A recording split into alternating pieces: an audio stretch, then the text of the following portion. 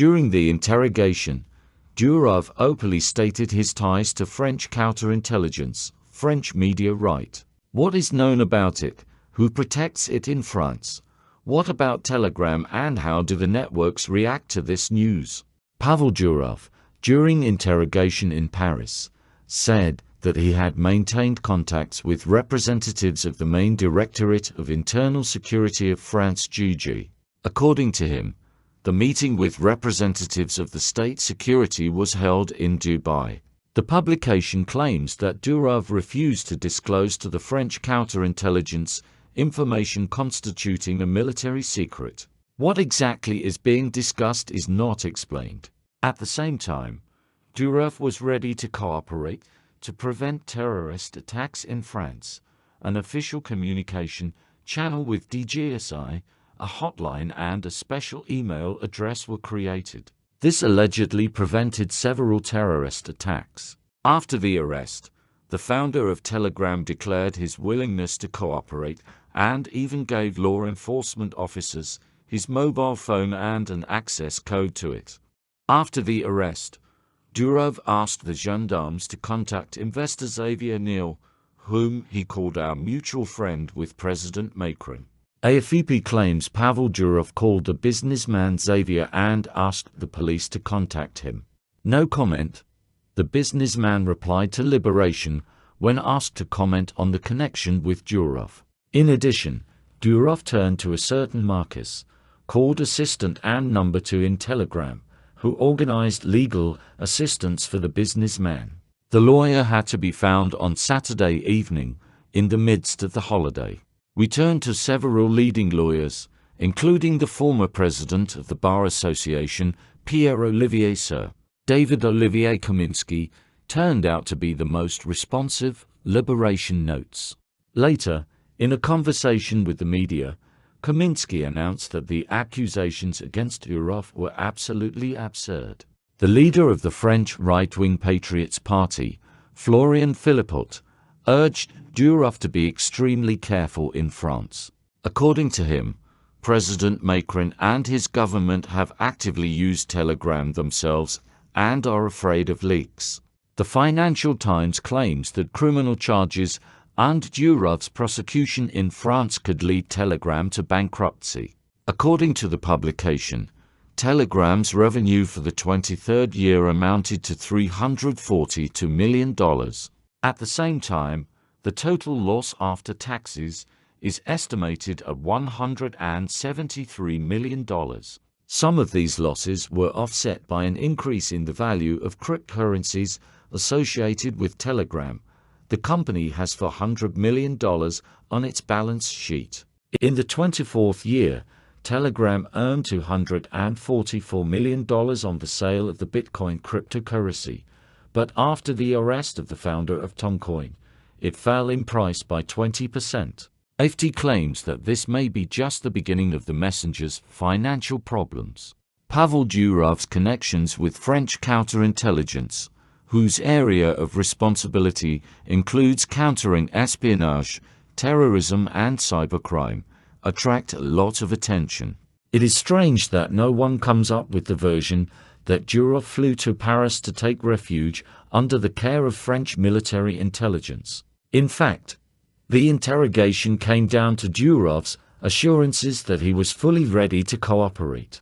Now it is important to understand what he knows and what he is ready to provide. After all, the Durov team in Telegram, after his detention, can recode anything on its platform. The Telegram channel points out, this is not the end yet.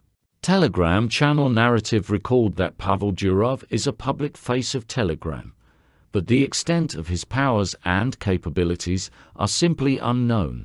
Most commentators forget that Pavel Durov himself is rather a public avatar of Telegram, its corporate, symbol and media face. But the direct creator of the codes, ciphers, keys and all this is his brother Nikolai. But we do not know for sure how Telegram is technically organized and whether there are those keys for which there is allegedly a struggle, how the corporate structure of the owner company is organized, how the share capital is distributed. Who exactly holds his hand on the key buttons of the company? Notes narrative. Pavel Durov's older brother played a key role in the launch of the Contact social network and the creation of the Telegram messenger. He was the author of the concept of his own cryptocurrency and the messenger blockchain platform. Nikolai is 4 years older than Pavel. They were born in the family of the St. Petersburg classical philologist Valery Durov, but the older brother showed outstanding abilities in mathematics from early childhood. As a schoolboy, he won international Olympiads in mathematics, and in the 2000s became the world champion in sports programming in the team of St. Petersburg University. It was during Nikolai's stay in Bonn that Pavel called him and said that he was working on a new project.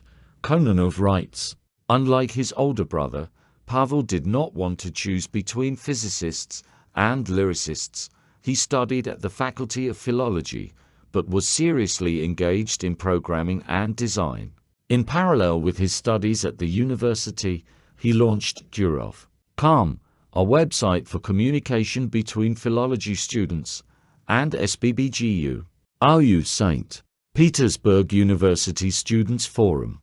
When Pavel started working at Contact, Nikolai first helped him with advice from Germany, and then, returning to St. Petersburg, he began to participate in the development of the site and eventually took the position of technical director of the social network, which became known as Contact. He also attracted his friends, leading Petersburg programmers, to this. Nikolai Durov was a magnet that attracted talented developers to this project. Kononov said in an interview with the BBC. Andriy Lopatin, the coach of the Russian national programming team, was one of the key people. The brothers left Contact in 2014, and in the same year the holding company Mail. RU Alisher Usmanov gained full control of the corporation.